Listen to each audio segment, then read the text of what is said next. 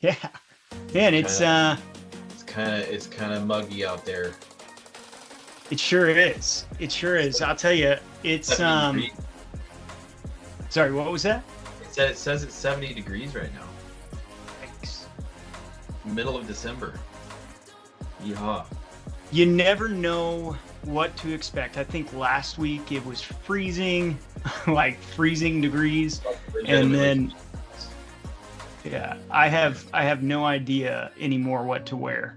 Um, Yesterday I was in a class, and the individuals were like, "Hey, it's hot in here," and I'm like, "Dude, I don't know what to do, man. Once it gets cold, for some reason, every business in North Carolina turns the heat on, Oh yeah. and you've got to put a ticket in just to get the. Oh yeah. And Anyways, it's a back tough and thing forth. is the opposite's true. Like they'll crank the AC and we get a nice cool day, but you go into a restaurant, it's a freaking meat locker because it's a 63-degree day on a warm month, and they just decide to freeze you out. People apparently just want to set the thermostat and leave it. Yeah.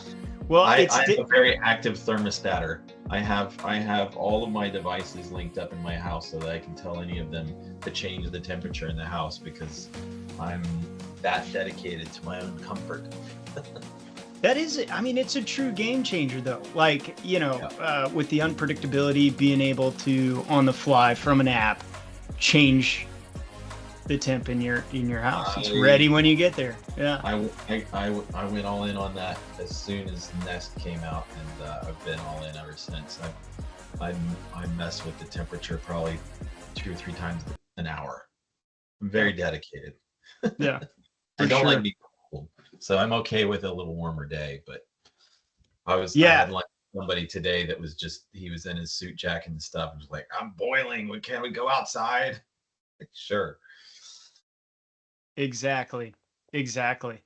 Um, yeah, I don't know. For me, it's interesting. It's been a challenge the last couple days, actually, just with the rainy weather.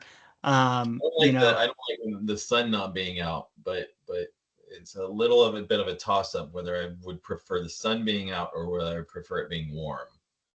I really like it being warm, but I miss the sun pretty badly as well. So who yeah. knows? I'll just Well, fly south for New Year's.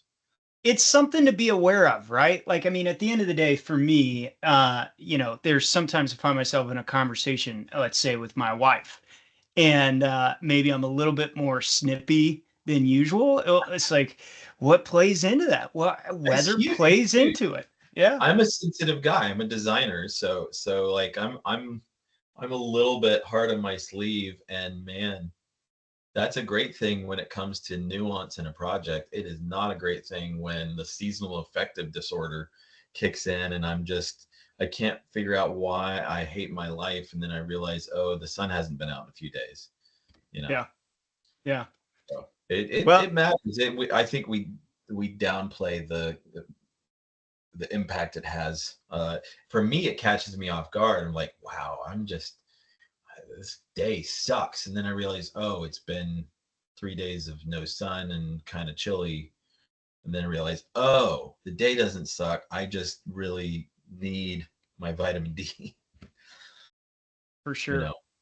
For sure. So Well, I'm glad you talk a little bit about the creative side of you. I do want everybody to know, welcome if you're joining us from near or far. We're virtual, so you can tap in anywhere. I'm an That AI. That's right. Well, yeah. I mean, people don't know it, but you're very advanced for your age. Uh, No, but I feel my I age. That's for sure. I do want people to know who you are, David. You're a longtime friend of mine, but you're so much more. And we're in this weekly, um, you know, conversation series on LinkedIn. Really, what we're trying to do is just bring some tangible value. So Yeah. to introduce everybody to who is David Weiss, he's an innovator. He's a creative leader. He's got extensive experience in industries ranging from super yachts to UI, user experience design. David blends storytelling, I think, and design to solve complex challenges. They're really unique, impactful ways that I'm seeing him do this. And, it's an honor, David, for me to have you on. There are so many different ways that I could uh, talk about who you are and the benefit, the value you've brought to my life. Um, but I want to give you a chance. Anything I didn't cover, things that are notable for you, fill in the gaps for folks just getting introduced to who David is. Yeah. I generally tell people that I'm just a kid that never stopped playing with Legos. The Legos got bigger and the dreams got bigger, but I was the guy who got in trouble for um sketching intricate sketches on my math homework. It was I'm always dreaming, always sort of getting into big questions and creativity and beauty and that sort of thing, and was aimed at, you may be able to guess from the background here, but I'm a car guy, and I was aimed at doing car design specifically for a long time, and through a confluence of events that circled around finding out I was going to be a big brother again, I decided to go to a school that was not a car design school, and that ended up with me landing in a conversation right before I graduated with a guy who said he liked my designs and that I should design for him. And I said, okay, well, what do you design? And he said, I design custom super yachts. And that was not what I was expecting him to say. And so I thought, well, I mean, to be honest, initially I thought that sounds a little boring because big stuffy, you know, cigar palaces from the 80s a little bit was where my head went. And I thought, well, if that's kind of where my head went, then maybe there's a chance for me to go in and disrupt that some and just mess around with it a little bit, see if I like it. And that was more than 18 years ago. I'm still messing around with it 18 years later. So, that trajectory has opened lots of other avenues and interesting conversations. As you can imagine, doing something relatively unusual like designing giant floating spaceships for people, and trying to figure out how to help people's dreams of what that could be come true, you end up in all kinds of other conversations. And as a result, I've ended up doing, as you said, UX UI work. I was a design director, creative director for a software company, developed multiple OS level softwares, and I've also worked with movies and traveled a lot, done almost 30 countries around the world, and just lots and lots and lots of unusual things. But that's given me a chance to see the world from a pretty unusual perspective and have a singular point of view on what's possible and what's not in the world. And so that's really my favorite thing. I always say it doesn't matter if you're flipping boats or flipping burgers, it's the people that make or break anything. And so my philosophy is meet your heroes and get out there and knock on doors and see what happens. Yeah. Yeah, no, for sure. And part of the reason, and I think that's helpful just for you to explain a little bit of the superpowers that you're bringing to the marketplace. Yeah. Because at first glance, most of my audience is from the IT world. And when I think about you, you design yachts. And I'm like, Yeah. I don't put the connection always together, but the reality is like even from a recent training I took, my company invests in our employees, and gets us Yep. continuous education. And one of the helpful things, said recently is like, hey, what we're trying to teach you is a framework. That doesn't mean this is a script. right? The idea, and even what we're trying to Yeah. accomplish here in sharing experience with different mentors week to week, our goal is to uncover strategies and practices that help individuals and organizations grow faster, get smarter, well, by concentrating on what truly matters. And so I think for me, even just the little shakeup in like, what does designing yachts have to do with, building out, infrastructures for businesses in Yep. IT? Well, actually, there's so much that we can learn. And, it's many of the things that I've learned from you that I'm bringing into my role today. And so it's just a joy to Right. be able to give that gift to a different audience, right? Absolutely. Yeah. Yeah. I'm happy to hear that. And to me, part of the joy and enjoyment of what I do is experiencing the analogous challenges across different silos and so on. I found a shocking amount of similarities between doing what I do, doing a giant boat project where you have a singular vision with a generally one or two primary stakeholders, but a vastly, violently complex end product that takes years to realize across dozens of disciplines, uh, but while keeping the spark alive of the original vision of what is necessary. That's true in my experience of building these boats, but it's also true of making a movie or launching a software product. You you're better served if you have sort of a holistic perspective on the complexity, the long, it's a marathon, not a sprint. All Mm, of these things have helped me in all of these different industries that I've played in.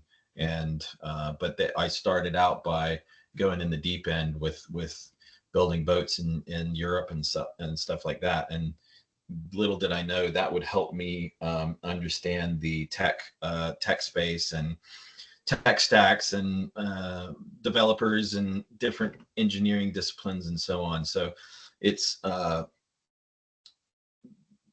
principles of maintaining an awareness of, despite all of the slog of getting stuck in the long days, finding ways to maintain that vision and that spark throughout what you do is absolutely vital to getting across that finish line. Because there are times where myself or parts of the team lost the plot, they lost that spark. And for one thing, the end result, getting to the end result is so painful. And for two, the end result is never as satisfying or fulfilling, whether it be monetarily or from a level of success standpoint, as it would be if you had maintained that finger on the pulse of why you're there. mm, That's just something that, but that takes conscious cultivation to maintain that awareness of, even in those long hard days when it's crappy outside and you've been doing the same thing for 4 days straight, sort of getting that. One of my favorite quotes is a Reggie Watts quote, when in doubt, zoom out. mhm. That zoom out should always allow you to get uh, oriented again and calibrated again to why you're there. Mm. And you should be able to answer that question, regardless of whether you're building a boat, building a sales team, building a piece of software, building a movie, whatever. Like, you should be able to say why you're there. And hopefully that answer isn't just purely transactional, you know? Yeah, for sure. For sure. I mean, learning how to learn, awareness, my mind goes to each one of these areas, and that's no different, uh, when it comes to any one of the areas that we would have awareness about. So, yeah, really good. Well, David, let's jump in. You've worked, David, to kind of jump into our first question. I've designed it a little bit into Yep. three kind of discussions. Please, So please. we, Otherwise, I'll be all over the shop, and we don't want yep. that. So we've got common distractions. Yeah. We're going to start on, we're going to look at cultivating focused learning, just for folks looking at an agenda. And then discussion three, we're going to look at tools and practices for growth.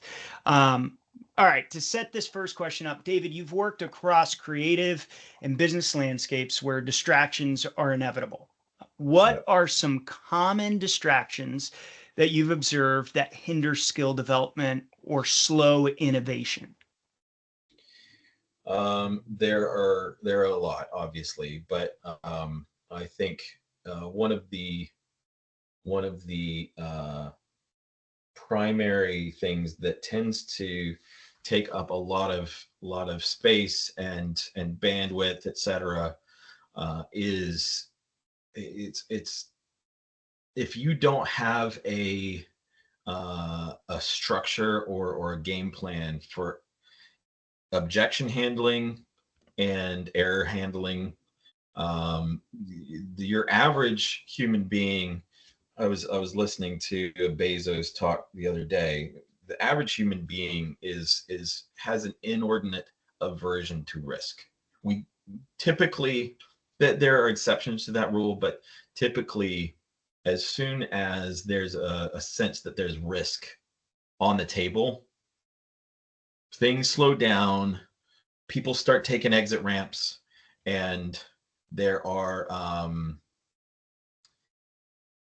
there's any number of rabbit trails that you can end up on, and a lot of that comes down to the discomfort around actually taking a risk, getting out there and trying something new. And as a creative, I run into that all the time. I'm bringing risk to the table to some extent. And so a huge distraction is those conversations and those error handling elements. And what I find is that in order to mitigate the bandwidth that's sunk into those conversations, I tend I talk about in between places. In between places are anywhere where you just have some time to be head down, blue sky, get things done, and get things across finish lines, and think through problems.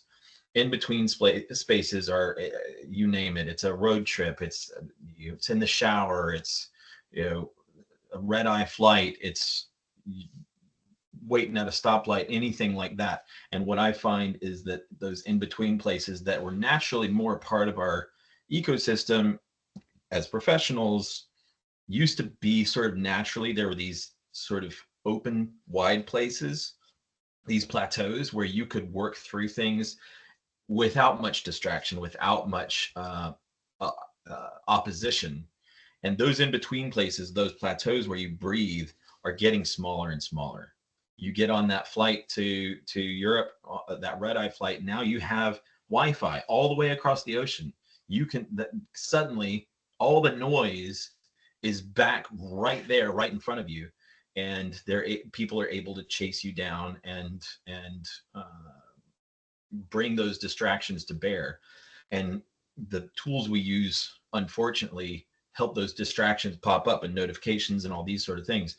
So my point about in between places is that whereas we used to be able to count on those being a part of a rhythm, that we would just land naturally upon those plateaus, now it's a lot less likely that you'll end up just in an in between place in an organic way.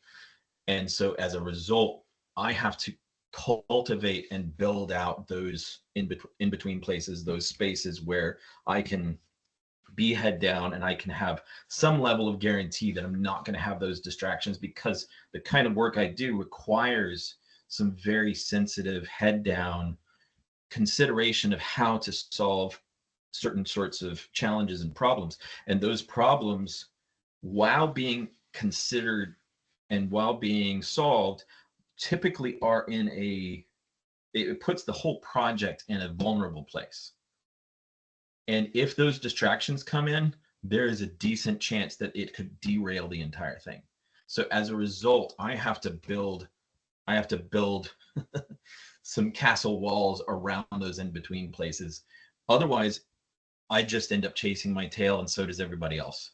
And so my challenge to myself and to everybody else around me that I work with is, try to have, build out those places. I used to work in a yacht studio where even my own boss would bring some of those distractions, and I would have a different project minimized on my desktop. I'd be working on one that was in a really sensitive moment of, moment of truth of trying to solve a particular problem.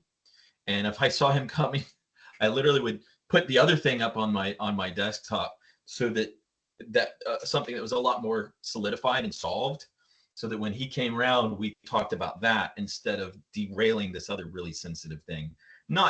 Nothing necessarily against him, but I knew what I was doing with that thing that was in a sort of a vulnerable chapter of its development, but I knew he wouldn't understand it.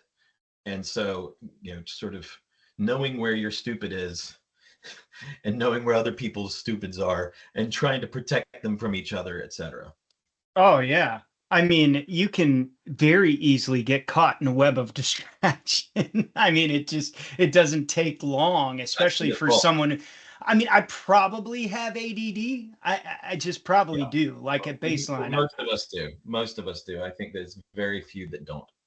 Well, and the thing is you're right, like caring for yourself in those areas, caring for the other person you're with, right? And here's the thing, it's interesting, the simplest things in life, right? Like one of the best books in college, How to Read a Book. I've talked about this endlessly, right? Yeah. And for me, learning how to learn has been really key, right? In my life. Like in a big concept on that was, accepting that failure or something that means something close to that, right? I just didn't get it just right. And Yeah. obviously, right? Because that's the first time I did it or the second time I did it, Sure. right? Sure. But it's these simple things. I just joined Fastlane, right? 3 months ago now, something like that.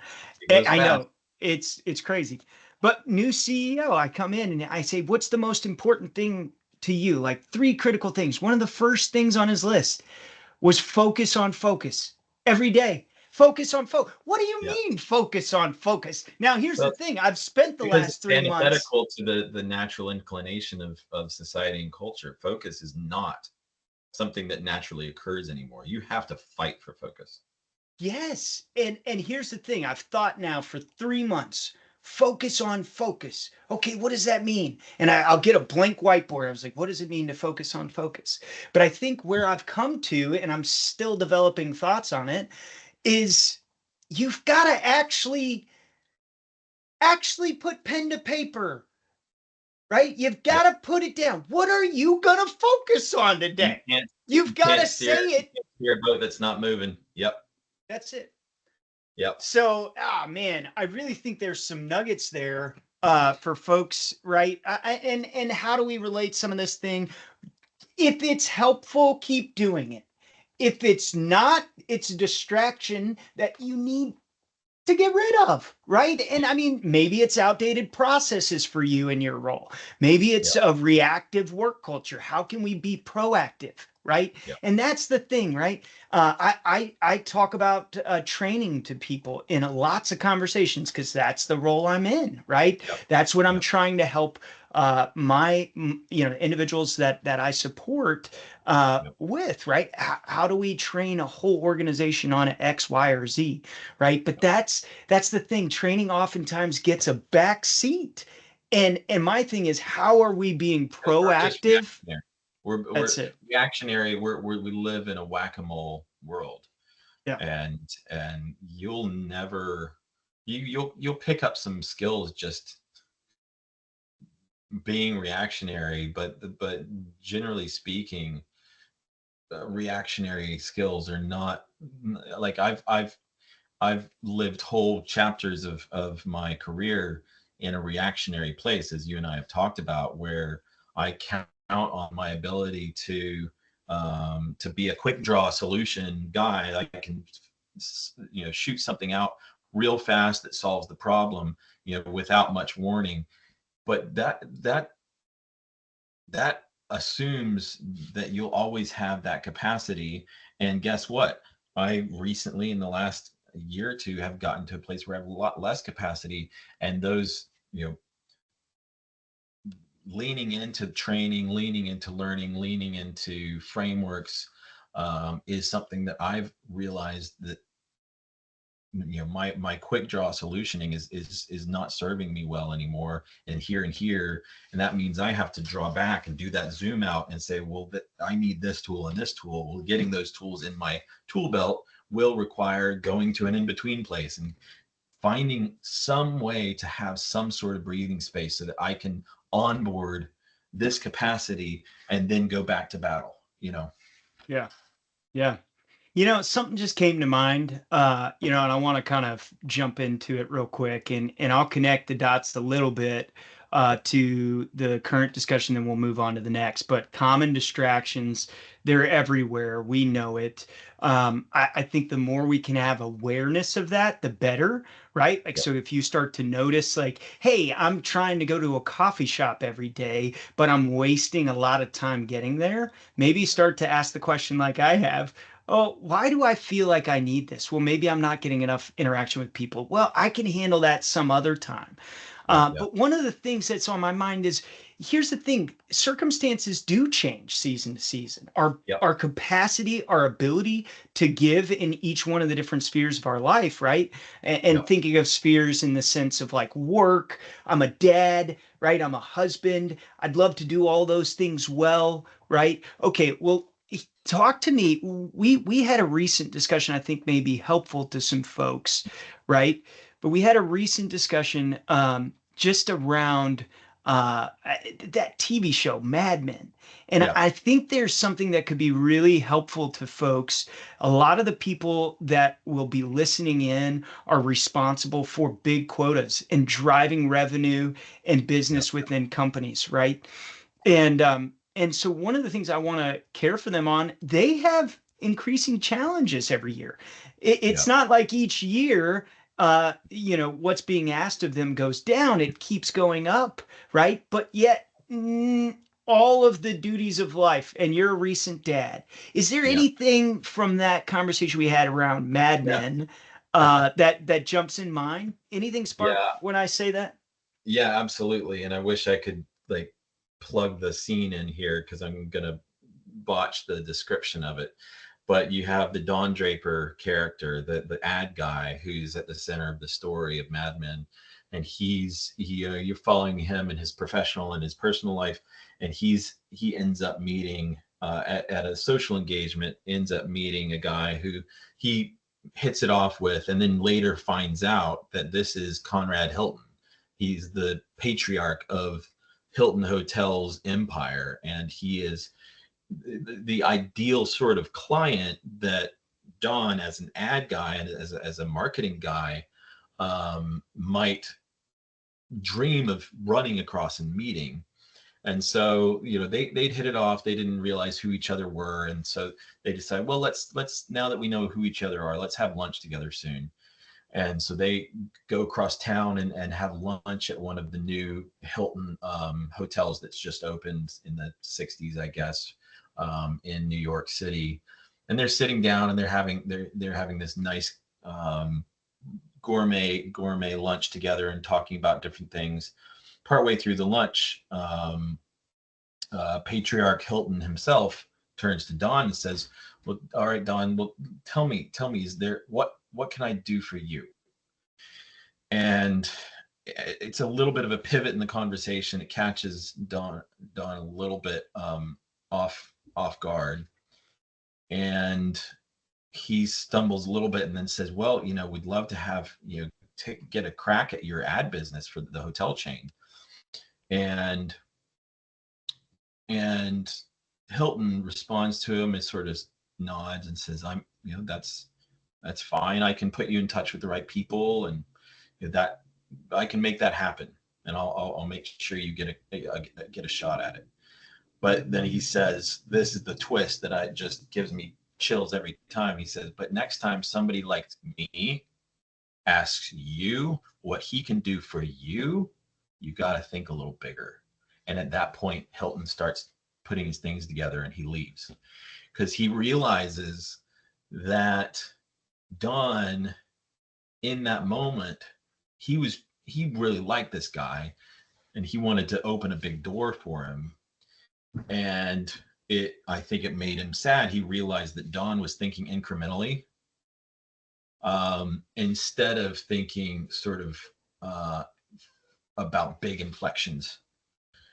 And that was a moment where who knows what that moment could have meant for Don if he'd thought more about, giant inflection points across his professional trajectory. This is a moment, if he'd been a little bit zoomed out, if he'd been a little bit more oriented, a little bit more calibrated, he would have realized this is somebody that could change everything for me, saying, hey, I'm here for you. What could I do? And if you're stuck in that head down place, talking about quotas, that sort of thing, it's so easy to get stuck in that incremental place where it's just a little bit more, a little bit more, a little bit more, a little bit more. And that is just the carrot in front of the horse. And to me, it's one of the most base structures, laziest structures of any mechanism. I understand the necessity of it, a little higher quota every year, or whatever, every quarter, or whatever. But unless you allow yourself to think more about more macro inflection points, you're just going to be grinding yourself down as the quota goes up, up, up, up.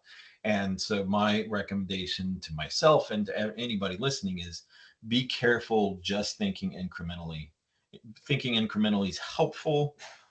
It's natural, especially in the high demand, high intensity transactional spaces and places that we find ourselves.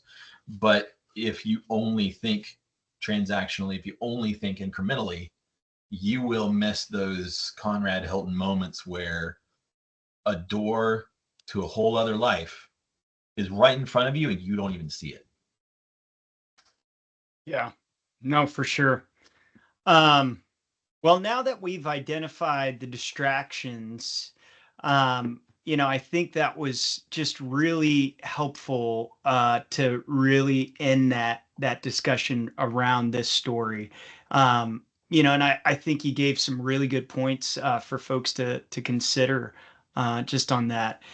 But now that we've identified the distractions in that conversation, let's explore some solutions. How can we create environments that prioritize focused learning and growth?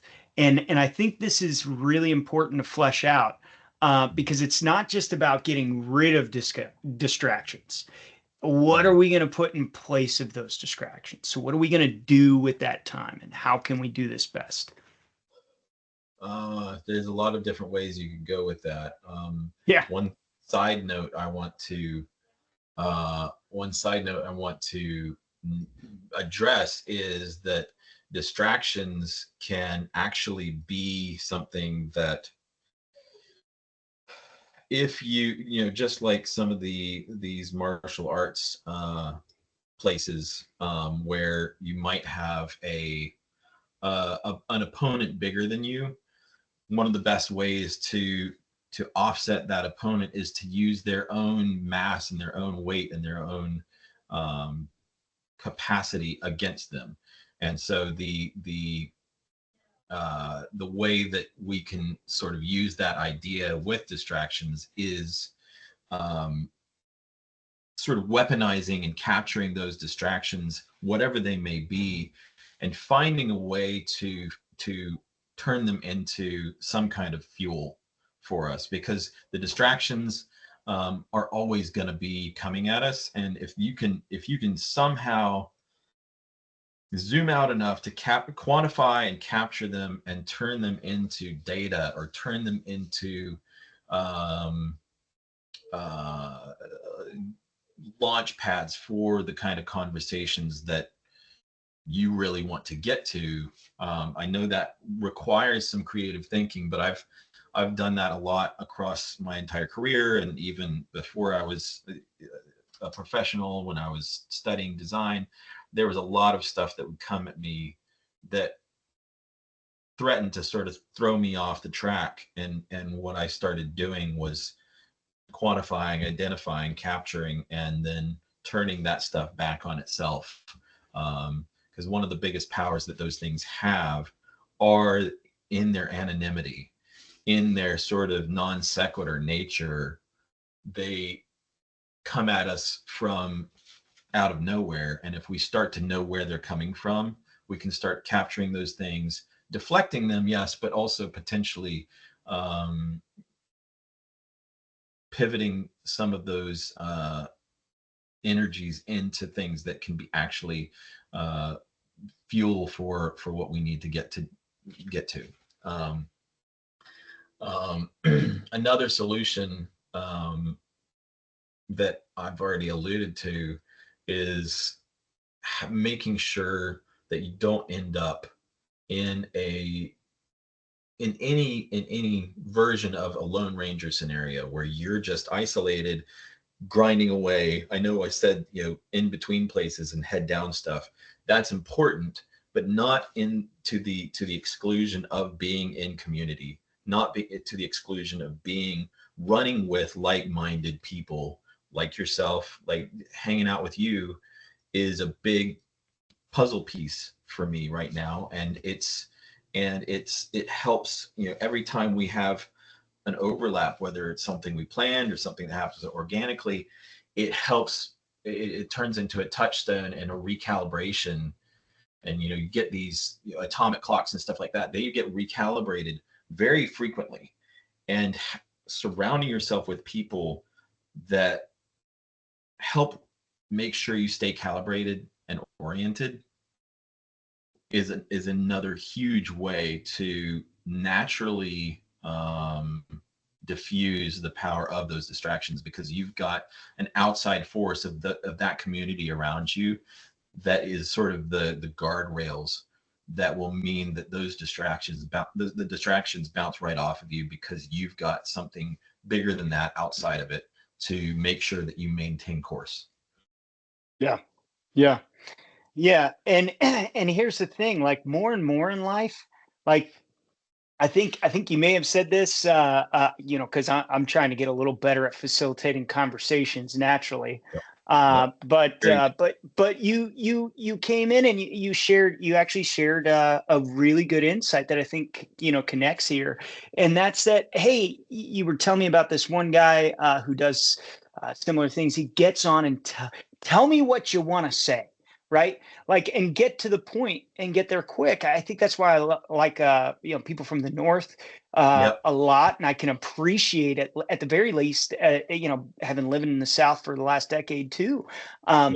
I think we can all appreciate that folks tend to tell you what they think, or at least that's a persona. Like that's a No, generalized no, for thing. sure. But my deal is like get to the point, and the amount of meetings that I've been in, the ones that really are remarkable, the ones that are meaningful, that I feel like have helped things move along and move the needle, if you will, are the ones where we go in and actually have an agenda. We have focused things that we're talking about. I think of a partner, an alliance person recently. I met with her, and just such a wonderful lady. And she was like, okay, we can have an ideation session, but we're not going to boil the ocean, Josh. Yeah, What yeah, can yeah, we accomplish? What can we yeah. accomplish? And so part of like getting rid of distractions and bringing in good things is like, as a leader, what are some things? Well, do you know what your focus should be? Right. Yeah. And It's how are you need you? to know where you are in the story. That's it. You have no idea where you are in the story. That's when, I mean, I have a group that I meet with every week, and there are people that meet in that regular context that know why we're there and know what we're the goal is, and they cultivate that. And when those people have the floor, man, does it move, and man, is it powerful. There are also people in that group couple of people that are not really very well oriented and don't really understand what part of the story they're in, and so they're always like taking exits like crazy. Those exits are not uh worthless. They typically have value in them, but they're not. That's not the part of the story that we're here for. And I think a important piece of the puzzle is knowing how to do what your colleague said. Yes, we can do an ideation session. That is a valuable thing to do. It may not have been what you were doing in that meeting, but you may have said, let's table this or whatever, or put this on the list, because let's make sure we get to that early next week or whatever. So don't That's what I'm part of what I'm saying about capturing distractions, because there can be value in those if you're not in a binary place where you just sort of, this is good, that's bad. An ideation session may not be what people are prepared to do in this particular conversation, but by golly, that's a great idea. Let's not lose that. That sort of thing is but that takes a sophisticated group that knows each other and is able to say, hang on, Josh, hang on, David. Yeah, I hear where you're coming from. Let's not lose that, but let's stay on task right now. It's a really good point. That's a really good point. There's a time and place for everything, Dave, is what I'm hearing. And but making sure not to throw the baby out with the bathwater, because I'm a creative too, right? And so I think we each of us creatives, we think we have to make space for Yep. spontaneity. We got to make space for that, but it doesn't mean literally all of life is that space the way I would No. most want. Otherwise, I'm an idea man that never executes, right? And Yeah. then what value do I bring? Because to a lot of the listeners, the value you bring is what you're doing today and what the promise for tomorrow, right? The things that's happened in the past, well, the past, Yeah. right? Yeah. So Absolutely. I feel that pain of my listeners, and I live that as well. But I just think the way to get to where you want to go is not by focusing on all of that pain, but I think literally channeling some of that pain in order to make the most impact would be to focus on those things that are going to make those impactful, shifts and turns. And I think you've named a couple for yourself. We could definitely end up jumping into more things, but as usual, we're getting close to time. So I want to talk about some tools and practices for growth. So looking to really get some practical takeaways here. Finally, I think what tools and strategies have driven growth for you? What have you found to be the most effective tools, right, or practices for accelerating progress in your projects? Yep. I would say there's a variety of different things there, but I think one of the ones that helps move things forward is having my tank full. And what I mean by that is, as we've sort of kept sort of circling around in this conversation, there are aspects of what we do and what we're exposed to that have the risk of being distractions, of being noise, of being detractions from the goal. But I don't know if you can tell yet, but I tend not to be so whole cloth in thinking about it that way. I find that as I'm going through my days and as I'm going through my projects, my work, my meetings, um, if I'm just only on guard the whole time and just deflecting so they can stay on mission, I'll get to across a finish line and realize that my tank's empty. And so what I've found is that if I also maintain a radar and a filter to capture things that are coming my way, that I'm going past, that I'm exposed to in conversations or otherwise, that are inspirational or insightful, or something that I know has brought some sort of insight for me in a significant way. I While I'm on the defense against distractions, I also am on the hunt for fuel. And when I identify something that could be potentially beneficial or help fuel, keep the momentum up in my world, I do my best to I've built a an infrastructure and a rhythm in my own days, where I can sort of find ways of capturing that uh, fuel or that insight or that value or that that secret passageway. And I've found ways to highlight those or capture those, or leave breadcrumbs for myself back to those without slowing down on my path. And as a result, I'm sort of filling my tank up while I'm in motion. And it's not necessarily an easy thing. You have to understand enough about yourself to know what those things are. But that has really helped me um, maintain momentum, rather than having, an arc of a push, and then being burnt out, or the tank being empty, and then having to start, from zero, and then launch again, and then back to zero, and launch again, and then back to zero. Maintaining more of uh, never letting the tank get past half empty a little bit is something that really helps. And occasionally I fail on that, and I realize how valuable it is. I've grown so accustomed to having the tank sort of half full or more, that if it drops below a certain amount, I go, holy mackerel, this is no good. I'm running out of steam. I'm running into walls.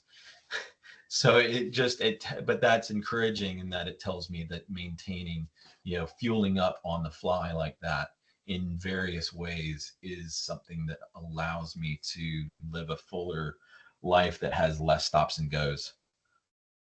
So, what would be the tool there? I'm just curious. Like, The because I tool, like all where kinds of you're things. headed there Yeah. with that thought, because their tools are not just like, hardware or software type thing. Yeah. No, no, So, they aren't. I mean, tools are that's what I'm saying about quantifying it, identifying it, and then capturing it. The capture is the key.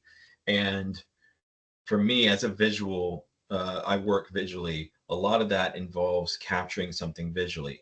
It could be that it's just I'm on a website. I'm on a hunt for a particular thing. I'm trying to solve a particular problem, and I see an article about something else that's relevant in my world, but I can't pivot and go look that up. I use the screenshot feature on my phone all the time, and I know I wouldn't be able to just recall it from memory because there's way too much crap up here. But I know that the weakest ink is stronger than the strongest memory. So nowadays ink is pixels, and I screenshot stuff all the time, and I know, oh, there's that thing. Oh, I know I captured that somewhere. And the same thing goes for all sorts of other stuff. Like, it may be a thought. I know that I can sketch something really quickly in 2 seconds that would be meaningless to most people, but it's enough for me to kind of come back to something. Um, I have at any given moment, like, I've got 5 reminders that have popped up on my phone in the last 20 minutes. I use the heck out of saying, "Hey Siri, do blah blah blah," and Siri's waking up right now. But um, I use reminders. I use alarms, because alarms, if something like those native tools in my phone are so easy to access. But I also use stuff like Todoist is a great simple to do app that it has enough nuance to capture enough of my world that I can just drop stuff into it. And I have the widget. I've got a widget on my phone. I've got a widget on my watch. I just have things that allow me to drop things into buckets quickly without losing my momentum of where I'm going. And that can sound exhausting, and it probably will be early on, but it's become so natural to me now to just quickly grab stuff. I also am hugely inspired by imagery, and I have places on my phone, on my computer, where that are repositories. I have a folder that is just inspirational imagery, and I drop stuff into it from news articles and from new design stuff and from meetings and stuff like that all the time. And I think it was at maybe 35 or 40,000 images a little while ago. In the last 6 months, I've added probably another 5 or 10,000 images to it, just because I just drop stuff in there like breadcrumbs as I go along my day. And there's been thousands and thousands of times where I've dropped something in there, and then I also cultivate an exposure to it. Like, I've got my other screen over here, and I set my desktop background to spend 5 or 10 seconds on each of those images and go randomly through those tens of thousands of images, and they just sort of float through my space, whether it be my phone, my computers, or whatever. Those things are also tools that I use to sort of make sure that those things don't get lost at the bottom of a stack, metaphorically. So Yeah. it just, I know myself enough to build an environment around me that allows me to capture these things, but also make sure that I maintain some rhythm with them and some exposure to them. Man, I love that you use the word rhythm, because that's what's been in my head. This flow, this rhythm. You got to get to know it, right? Yep. Or form it. And so what the goodness that I'm hearing, that I'm really wanting to recap, that people Yep. really just grab, because this is tangible things that you can start right now from Yep. anywhere, right? Yep. What do you have at your disposal right now to accomplish what you're trying to accomplish? I think you mentioned screenshots, right? Like, wow, something as simple as Yep. screenshots. And where my mind goes with that is, dude, that's a really simple tool that you can use, that's quick, and that's allowed you. But you've got to know, what is that flow for you to then return back to it, right? Because I think as a creative, one of the biggest things I'm scared of is forgetting an idea, and that'll be the big idea, that'll be the thing, Exactly. and for me, it's like, okay, just identifying, all right, it's going to become a distraction that's going to keep me from getting this done. So how can I remember this, Yep. not let it be a distraction, finish what I'm doing, and always know I have a rhythm I can come back to? And I know this sounds simple, but I think what's more important, and this is why I think it's really big that we say it in this way: people, process, tools. Why do we Mm. say it in that way? Well, because tools aren't the first thing we should think of. No. Where are the skills? Where is the talent that the individual has? That's going to help us know, in a lot of ways, what can we actually, make good on, right? If we The make a people promise to dynamic this, will always be the most powerful dynamic at it play. is. It is. But you gotta realize this is a simple thing. So what tools do I have? What do they do? Okay, this is what they do. Okay, how can I use that? Yep. Right? Because part of the things, a lot of people listening in, really one of the biggest things they talk about, right, from an infrastructure standpoint, we have tools, bro. We have too many tools. We don't know what to do with. Well, how did that happen? Well, because you didn't stop and spend the time to know what the one tool you had Yep. already did. And Yep. maybe that would accomplish what you need. Maybe not. Maybe you need a faster tool. I don't know.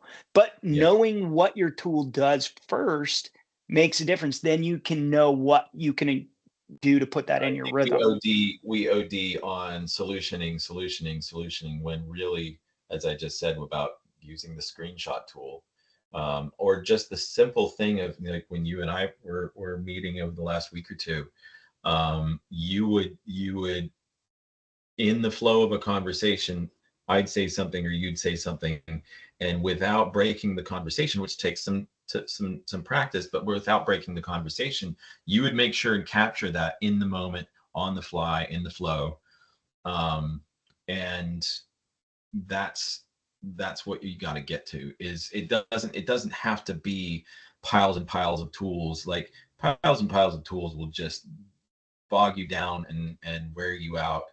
As a friend of mine said, if you get all three of the Three Stooges trying to go through the door at the same time, how many get through? None. Yeah. Like, you have to prioritize. You have to tell Larry, Moe, or Curly which one goes first, second, third. And as a more organic, on the fly creative, that's been one of my biggest challenges, is to get that structure in there. But that has allowed much more creativity to flow on the back end of it. Yeah, I tell you, David, as always, each time we get in a conversation, I mean, there's so much more I want to, cover. I think there's so many things that I could say to recap, but I want to give you the last moments. How do you push the boundaries, and Yeah. how do you challenge the status quo in your work? Right. And I want you to tell a little bit of what you do too to my audience, because you do so much more than just design yachts, which is a Yeah. huge thing, by the way. I've seen Thanks. some Yeah. of them. They're pretty amazing. But Yeah. if I only did that, believe it or not, the massive capacity that human beings have, if I only did that, I would get bored really fast, because people, we underestimate our own epic, infinite capacities in so many places. And so, maintaining a diversity of disciplines actually has really helped me. Each side informs the other, and so cross pollination is a huge thing that I'm a huge believer in. I go down. You probably tell with some of my rabbit trails here, but I go down deep dives on things as simple as the sound arms, the design of a sound arm on an old record player, and the high fidelity design of, like, the variety and the diversity and the complexity of that sort of thing out there. I go nuts just exploring these different things. And so I would say the short answer, not to cut it off too hard, but is that I cultivate a diversity of passions, and but before even that, a diversity of people.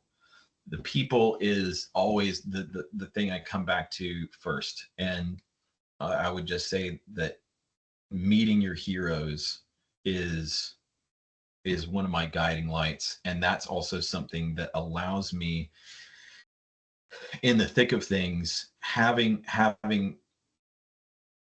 people that are doing big things, whatever, however you want to define that, that are in your life, that understand you're doing big things, you have big visions and missions that you're on, and they do too. And having that cross pollination, um, peer to peer, people that can push back on you, people that can push new opportunities into your world, is really what keeps me going. And my guiding light really is I love having conversations with people. The more conversations I have, the better idea I have of the big picture of my world, of their world. And and so I would just say, I've done everything from uh apps for aging seniors, to spaceships, to yachts, to I did a little watch cabinet that for somebody to store their watches in Hong Kong. and everything in between. And the diversity of that is part of what I love. So I would just say, as far as what I love doing, who knows, if you have an idea, get in touch. I'd love to chat, because that will build the perspective and build the big picture for both of us. Well, David, I tell you, so many good things. I mean, my mind just keeps coming up with different thoughts to talk about. Maybe we will one day. But I hope so. nonetheless, yeah, David, thank you for sharing your insights. For me, inspiring us to rethink, growth and focus. And, I think we've learned about overcoming some distractions, at least some ideas for you folks to think about, creating supportive environments and leveraging tools to fast track success. And even towards the end there, just that conversation, the thing that pops in my head is, Rocky Balboa. I don't know if you ever watched the Rocky series, Yeah. but if you hang Oh, out yeah. with yo-yos, you're going to become a yo-yo. And that always Yeah. stays in my head. It's like, who is around me? Who am I filling my time with, right? And I'll tell you what, having a little bit of awareness in each one of those conversations, and then inviting some of those heroes, right? Those people we're looking up to. I'll tell you what, I think the rest, all of these other things that we're talking about, people are facing on a day-to-day basis, like the rise of quotas year over year, those things begin to take care of themselves. But it starts with all the preparation, right? Yep. Um, Yep. well, David, thanks so much. Really appreciate your time, and